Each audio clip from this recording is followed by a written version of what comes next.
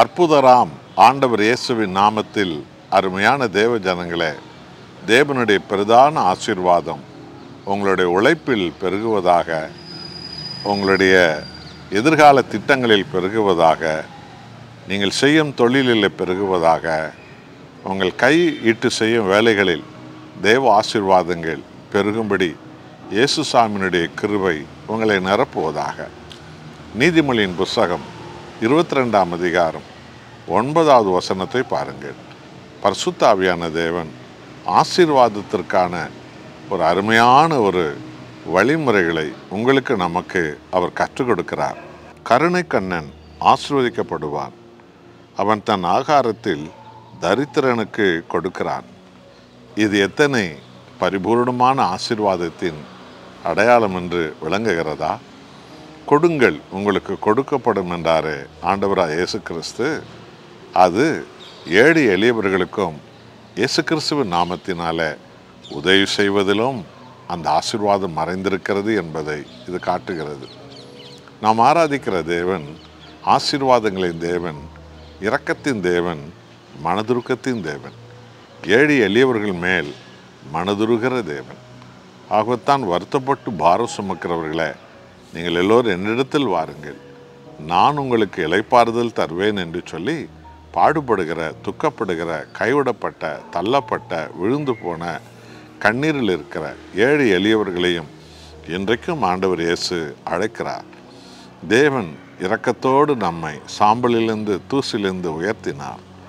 ஆகவே அவருடைய இரக்கத்தின் ஆவியானவர், இயேசுவின் ஆவியானவர் நம்மை நிரப்பும்போது நமது உள்ளத்திலும் அந்த இரக்கம் என்றைக்கும் இருக்கும்.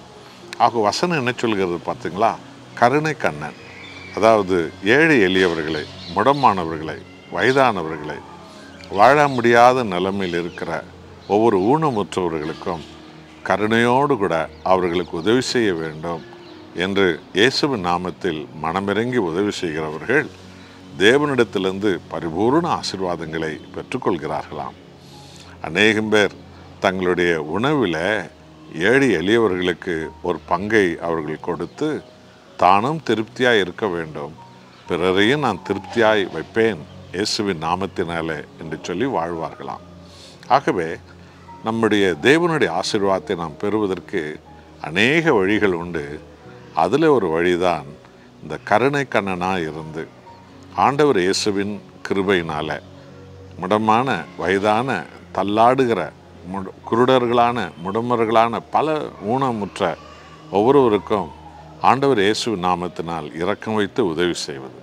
இந்த செய்தி கேட்கிற அருமையானவர்களே, இந்த வசனத்தின்படியே நீங்கள் உங்களை சூழ்ந்திருக்கிற எல்லா ஜாதி ஜனங்களுக்கும் இயேசுவின் நாமத்தில் எப்பொழுதும் கருணையை காட்டும் ஜனங்களாக நீங்கள் இருங்கள். அனுதினமும் உங்களுடைய ஒவ்வொரு செயல்பாடுகளும் அளவில்லாமல் ஆசீர்வாதம் பெறும்படி தேவன் உங்களை உயர்த்துவார். உங்களில் எளியோருக்கு என்ன செய்தீர்களோ அது எனக்கே செய்தீர்கள் என்றார் ஆண்டவராக இயேசு கிறிஸ்து அல்லவா? இந்த உலகில் ஜாதி, மத, இனம், குலம், கோத்திரம், நாள், நட்சத்திரம் பார்த்து தான் தானம் தர்மமே செய்வாங்க, குறிப்பாக இந்தியாவில்.